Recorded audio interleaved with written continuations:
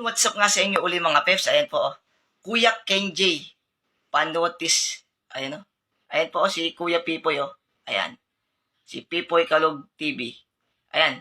Yung Pipoy yan, nanotice na kita. Ayan, oh. Nanotice na kita. Ganun lang mga peps. Kapag po kung gusto niyo pong manotice, comment lang po kayo dyan sa comment section. Para po ma-notice ko po kayo at ma-flex ko po kayo sa ating video. Ayan, tulad po niya, no? Oh, kasama ko na po siya kung saan man po aabot ang video po na to. Okay? Ayan, no? Huwag nyo lang pong kakalimutan yung proper engagement po natin, ha? Yung tapusin ng video, tulad po nito.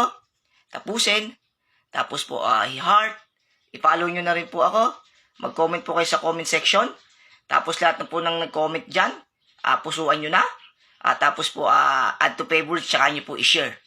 Tingnan nyo mga peps. Bukas po, sabog yung notification nyo. Opo, legit. Legit na legit. Kaya, ano gagawin natin mga peps? Gawin na natin to.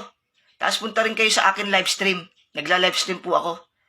Pag nakikita nyo pong nagbiblink yung ano ko na yan, nagbiblink yung aking profile, nagla-live po ako. Punta po kayo dun. Mas marami po kayo dun magiging peps. Okay?